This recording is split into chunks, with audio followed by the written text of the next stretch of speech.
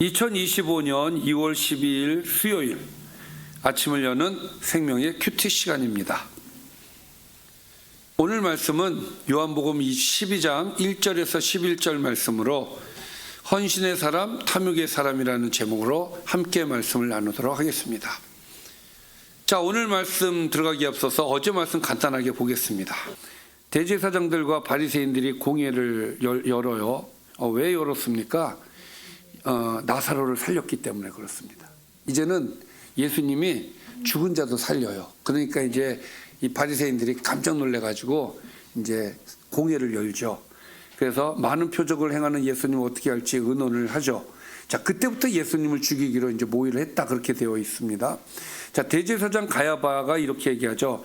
한 사람이 백성을 위해 죽어서 온 민족이 망하지 않는 것이 유익하다. 지금 이 얘기는 가야바 입장에서는 예수를 죽여야 된다, 그래야 우리가 산다, 이 얘기를 하는 거거든요. 근데 이 이야기는 하나님께서 말하게 하신 거예요. 이 내용은. 그러니까 예수님이 죽음으로써 모든 하나님의 백성이 살아야 된다라는 말을 가야바 대제사장의 입을 통해서 하신 말씀이었단 말이죠.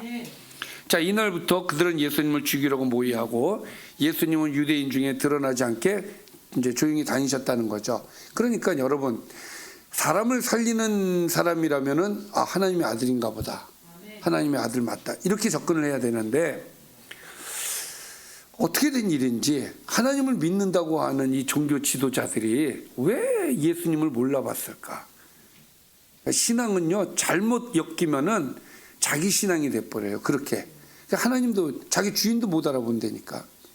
그러니까 얼마나 불쌍한 사람들입니까? 자기 주인을 못 알아보는 이 사람들이 얼마나 불쌍한 사람들이에요. 자, 어쨌든 11장의 내용은 나사로에 대한 이야기였죠. 자, 오늘도 계속 이어져 갑니다. 6월절 엿새 전에, 자, 6월절이 되어서 이제 사람들이 예루살렘으로 이제 올라가기 시작을 합니다. 그때 예수님께서는 바로 가시지 않죠. 그렇게, 왜냐하면 사람들이 예수님을 찾았어요. 그래서 예수님께서는 이제 천천히 가시는 거예요. 안 가지 않으시죠. 왜냐하면 예수님이 이 이후에 예루살렘 입성을 하신단 말이에요. 근데 어쨌든 엿새전으로, 6월절 엿새전이었고, 이 나사로가 사는 것도 이 6월절 전이라고 되어 있죠. 그러니까 나사로가 죽고 나서 바로 이어서 이야기인 것 같아요, 이 이야기가. 그래서 이곳은 예수께서 죽은 자 가운데서 살리신 나사로가 있는 곳이었다. 자, 베다니가 나사로가 사는 곳이었죠. 자, 거기서 예수를 위하여 잔치를 했다는 거예요. 그러니까 이 잔치가 예수님께서 나사로를 살렸기 때문에 하는 잔치인지, 뭐 이게 직접 연관성이 있는지는 잘 모르겠지만 어쨌든 중요한 거는 예수를 위해서 잔치를 하였다라는 건 팩트죠. 예. 거기에서 마르다는 일을 합니다. 어떤 일을 하는 거예요? 잔치를 준비하는 일을 하고 있었어요. 그리고 나사로는 예수와 함께 앉아서 대화를 하고 있었다는 거예요. 또 마리아는 지극히 비싼 향유 곧 순전한 나드 한 근을 가져왔다라는 것이죠. 그러니까 지금 여기 세 남매의 이름이 다 거론이 됐어요. 우리가 11장에서 보아서 알겠지만 예수님께서 이 세 남매를 어떻게 하셨죠? 사랑하셨다라고 되어 있어요. 아주 사랑하는 그런 남매들이었어요. 자, 그런데 그 남매들이 그 예수님이 사랑하는 그런 남매임에도 불구하고 나사로가 죽었잖아요. 근데 죽었을 때 왔을 때 이 마리아와 마르다가 그런 얘기를 하죠. 일찍 오셨으면 안 죽었을 수도 있었는데. 자, 그때 예수님께서 믿으면 하나님의 영광을 볼 것이다 그러면서 나사로를 살리셨단 말이에요. 얼마나 놀랬겠습니까? 자, 이 사람들이 믿음이 없는 사람들이 아니란 말이에요. 믿음이 있는 사람들인데 나사로가 삶으로써 믿음이 더 굳건해졌겠죠. 예. 그리고 경사입니다. 집안의 경사예요. 죽은 오라버니가 살아서 돌아왔으니 얼마나 경사겠습니까? 자, 그래서 잔치를 벌이는데, 자, 마르다는 주님을 위해서 일을 했고, 나사로는 주님과 대화를 하고, 마리아는 그때 무엇을 했느냐? 비싼 향유 곧 순전한 나드 한 근을 가져다가 예수의 발에 붓고 자기 머리털로 그의 발을 닦으니 향유 냄새가 집에 가득하더라.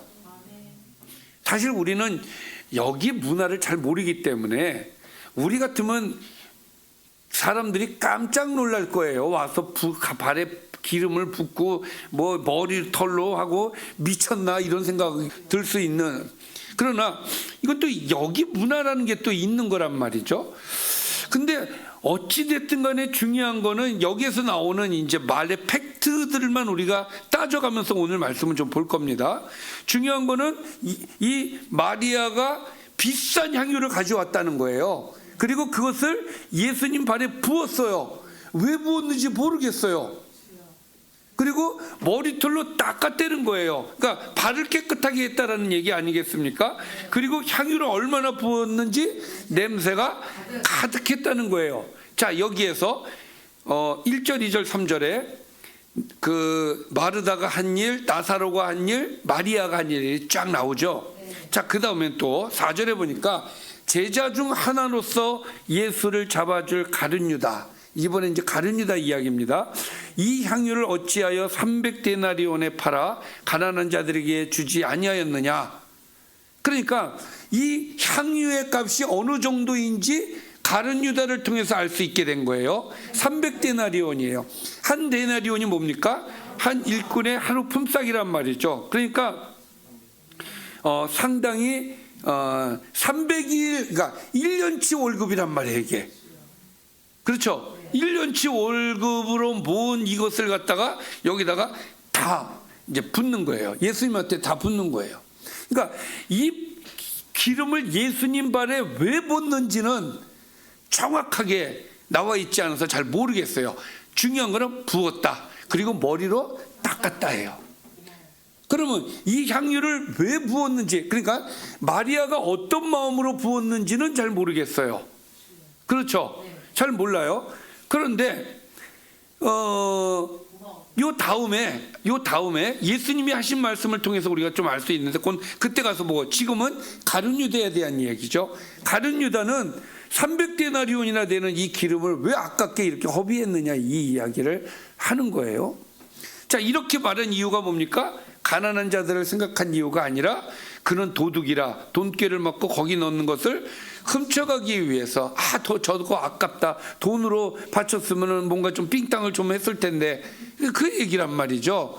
결국은 이 가룟 유다는 돈에 굉장히 약한 사람이에요. 나중에 예수님을 팔잖아요. 그러니까 돈에 굉장히 약한 사람이에요. 이 돈돈돈거리는 가룟 유다가 볼 때는 너무 아깝다, 이 얘기죠. 명분은 왜 가난한 사람들을 안 나눠줬고 이런 행위를 하느냐, 이 이야기죠.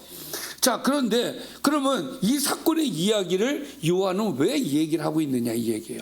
이 사건을 예수께서 이르시되 그를 가만두어 나의 장래할 날을 위하여 그것을 간직하게 하라. 그러니까 이 반응도 좀 의외죠. 사람들의 입장에서 볼 때는 굉장히 의외의 반응이었을 거라고 생각해요. 예수님께서는 평소 때 같으면은, 그래, 가룟 유다 말이 맞지, 그걸 왜 뭐 팔아가지고 가난한 사람을 위해서 나눠주는 게 맞지, 평소 때 같으면 그렇게 얘기를 하셨을 텐데, 오늘은 그렇게 얘기하시지 않으세요. 왜? 이제 예수님이 돌아가실 날이 얼마 남지 않았단 말이에요. 여기서 분명하게 명확하게 얘기를 하는데, 그를 가만두어 나의 장래할 날을 위하여 그것을 나의 장래를 위한 기름 부음이었다라는 이야기를 하시는 거예요. 그러니까 상징적 의미가 여 안에 있는 겁니다. 그러니까 마리아가 어떤 마음과 이것을 알고 했는지 안 했는지는 잘 모르겠어요. 근데 중요한 거는 예수님의 장래를 준비하는 하나의 사건이었다라는 것이죠.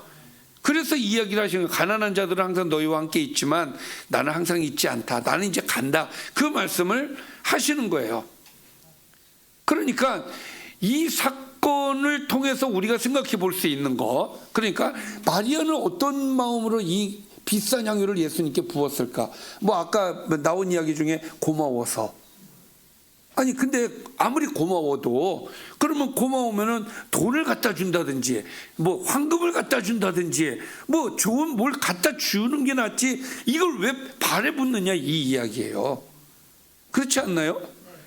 받는 사람 입장에서도 차라리 돈으로 해서 나를 주지, 이렇게 생각할 수 있지 않습니까? 근데 그렇지 않고 기름을 부어 발을 닦았단 말이에요. 이거는 예수님의 장사를 위한 게 맞아요. 그렇다면 마리아가 이것을 알았는지는 몰랐는지는 모르겠지만 이것은 하나님의 인도하심이었다라고 볼 수 있는 거예요. 우리는 기도하는 사람들이잖아요. 그래서 아까 우리 빌립보서 4장 6절 7절 말씀에서도 뭐라고 얘기합니까? 기도하는 자는 하나님의 평강이 임하고 또 모든 지각에 뛰어나신 뭡니까? 처음부터 해볼까요? 아무것도 염려하지 말고 오직 모든 일에 기도와 간구로 너희 구할 것을 감사함으로 하나님께 아뢰라. 그리하면 모든 지각에 뛰어나신 하나님의 평강이 그리스도 예수 안에서 너희 마음의 생각과 너희 마음과 생각을 지키시리라. 너희 마음과 생각을 지키시라고 하셨잖아요. 그러니까 여러분, 기도하는 자는요, 우리의 생각과 우리의 마음을 주님께서 다스리셔요. 그리고 우리를 인도하시는 거예요. 그러니까 이 전의 내용을 보면 마리아와 마르다와 나사로는 예수님과 상당히 돈독한 관계였어요. 예수님께서 왜 사랑하셨겠어요? 믿음이 있었기 때문에 사랑하지 않으셨겠습니까? 그러니까 마리아는 믿음의 사람이었다라는 것을 우리가 볼 수가 있는 거예요. 하나님께 늘 기도하는 사람이었어요. 그래서 하나님이 무엇을 인도하시든지 자기는 그대로 인도하는 거예요. 어떻게 보면은 자기가 하는 행동이 남들이 볼 때 이상하게 볼지도 몰라요. 그럼에도 불구하고 마리아는 이상한 행동, 이건 진짜 이상한 행동이에요. 이 행동을 마리아가 했다라고 하는 것은 성령의 이끄심이었다라고 밖에 볼 수가 없다라고 하는 것이죠. 그러니까 여러분, 기도하는 사람은 성령의 인도하심을 받습니다. 그리고 기도하는 사람은 하나님께서 하라는 대로 무조건 하게끔 돼 있어요. 완전히 이상한 행동이지만 그럼에도 불구하고 하나님께서 인도하신 것을 그대로 하게 되어 있다라는 것이죠. 자, 그래서 믿음의 사람은 보세요. 나는 예수님을 믿어요. 그러니까 이 향유를 다 예수님 발에 쏟아부을 수가 있는 거예요. 믿음이 있기 때문에 쏟아부을 수가 있는 거예요. 그렇죠? 믿음이 없으면 이 행동 절대로 못합니다. 그러나 믿음이 있었기 때문에 마리아는 자기가 그동안 모아둔 향유를 다 쏟아부을 수 있었다는 사실이에요. 그러나 믿음이 없는 사람은 세상 것에 또 자기 육신의 것에 쫓아갈 수밖에 없다. 그래서 가룟 유다가 등장을 한 거예요. 오늘 가룟 유다는 그거 돈으로 갖다 주면은 가난한 사람들 위해서 쓸 수 있었을 텐데 말은 번지르르 하게 하는데 속은 그렇지 않은 거예요. 도둑놈이에요. 저 아까운 거 저거 돈으로 가지면 내가 좀 어느 정도 삥땅을 쳤을 텐데 저걸 저렇게 갖다 버리다니 너무너무 아까운 거예요. 이게 믿음이 없는 불신자의 생각이란 말이에요. 자기 육신의 생각을 가지고 육신의 유익을 위해서 생각하는 사람이란 말이에요. 그러니까 오늘은 두 사람을 비교를 해서 오늘 제목도 헌신의 사람, 탐욕의 사람이 되는 거예요. 믿음의 사람은 헌신합니다. 그러나 탐욕의 사람은 자기 유익을 위해서 행동이 나갈 수밖에 없다라고 하는 사실이죠.